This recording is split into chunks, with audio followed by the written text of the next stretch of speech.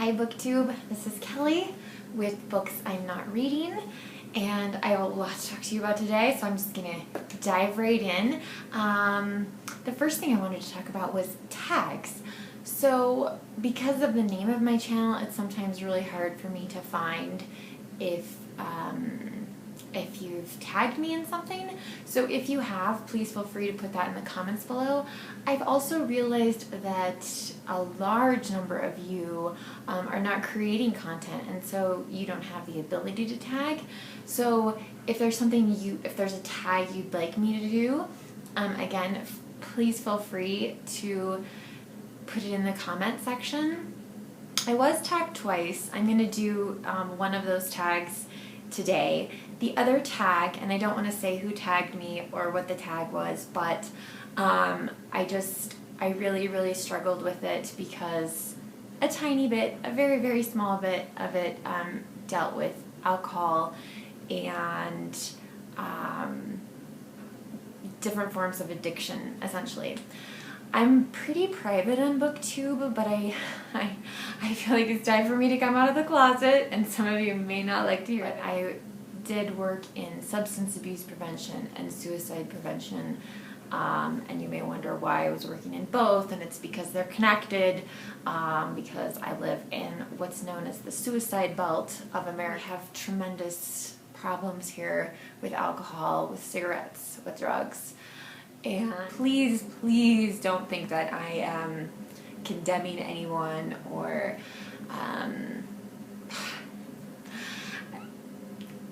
I am not trying to judge other people's BookTube channels. I am just saying, just be aware that you have influence. The other thing I'd like to say is to everyone, people who create content and people who watch BookTube, is that your life matters. I have been down that dark hole that you may be in, and I just want you to know that, you matter. Your life is important, and whether you've ever made a comment and that I've responded to, whether we've ever conversed in one way, shape, or form, please know that your life is valuable and precious and beautiful, and things may suck at the moment.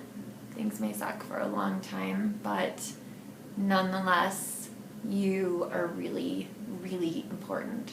So please, if you are feeling like that your life doesn't matter anymore, I really encourage you to seek help.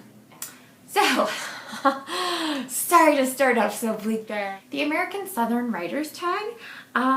This tag it's an original tag created by Alan at Big Hard Classics and Books. Thank you so much, Alan, for tagging me.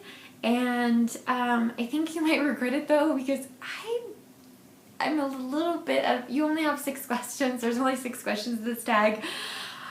But I struggled with the answers. I'm not gonna lie.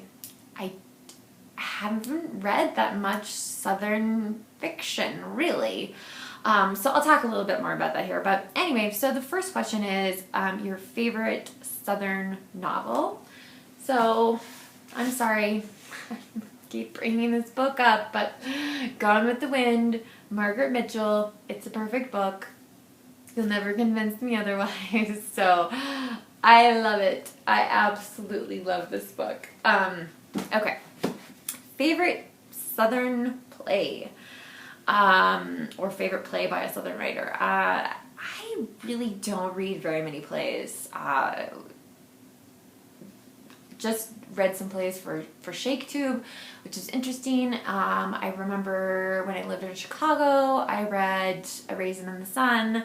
And then we go all the way back to the dark ages of college, and again, I know I read some plays, but I don't. So I don't really have a response there. Favorite living American Southern writer is Wendell Berry, who lives in Kentucky, I believe, and he has written more than 30 books. He's an activist. He has a farm in Kentucky with his wife.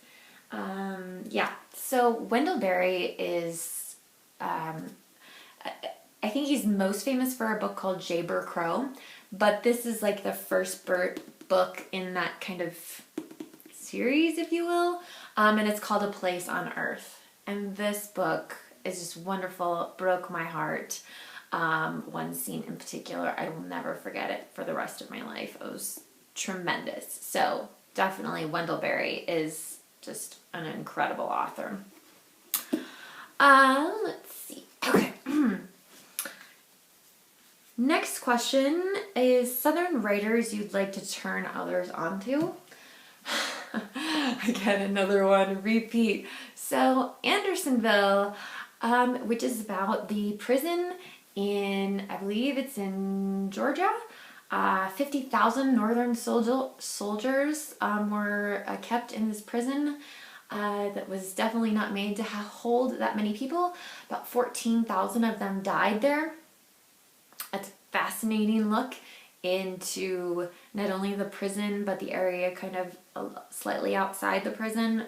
There's a plantation owner and things like that. So, but this book, it took MacKinlay Kantor 25 years to write this book. It has a bibliography. It's fantastic. It's absolutely fantastic. I know it's huge, but I promise you, it's totally worth it. I wish everyone read this. So, let's see. Favorite Southern books that you might have read as a child. And again, Alan brought up Mark Twain, which would probably be true for me as well. And I never can remember whether I read Huckleberry Finn or Tom Sawyer. Like, I've read one of them, but I can't remember which one. Popular Southern writer I like. Okay, so again, I couldn't think of anything. I do have some other Southern writers I want to talk about just really briefly, but Alan mentioned James Lee Burke, who lives part of the year in Louisiana, and I believe it's in Louisiana, and part of the year in Missoula, Montana. And I met him many times. He was a regular at the Barnes & Noble there. He was a very kind man, a great gentleman, and so good choice on that one, Alan. I have read William Faulkner, who I think is probably the most famous American Southern writer. But I've read two of his lesser known works. They're the ones that won the Pulitzer Prize. So this is a heavy Pulitzer tag here.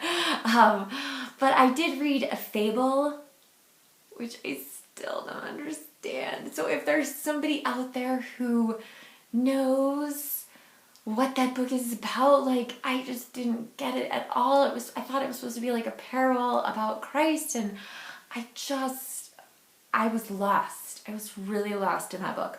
And then the other one, and again, I'm going to probably botch the title, it's the Reivers. William Faulkner is one of the few people to have won the Pulitzer Prize more than once.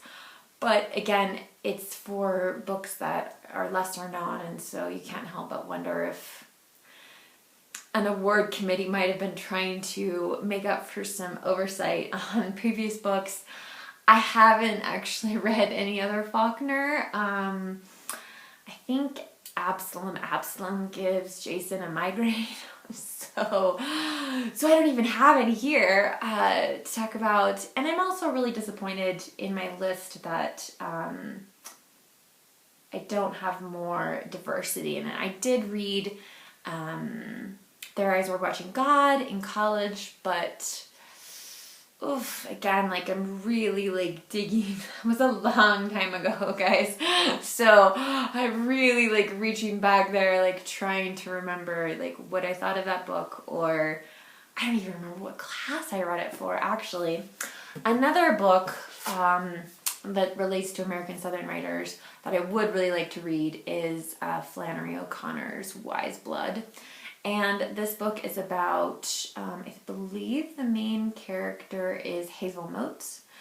And through a variety of circumstances, he founds the Church of Christ without Christ.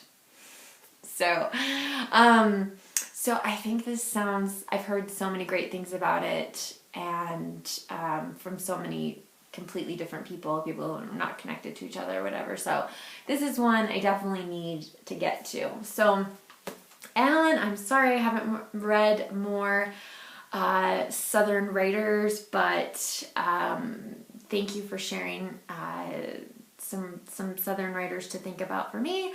And I will tag a few people. I'm going to have to think about people that strategically I think will know or will have read maybe more American Southern writers than myself. So I will tag some people below. But thank you, Alan, and I will have a link to his video down below as well. So, and finally, today was the first snow. It didn't stick because the ground was too warm, but I will post some videos of the first snow here right now. So thank you so much for watching BookTube.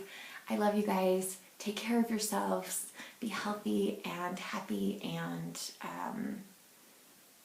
give me a tag down below. All right, I'll talk to you soon.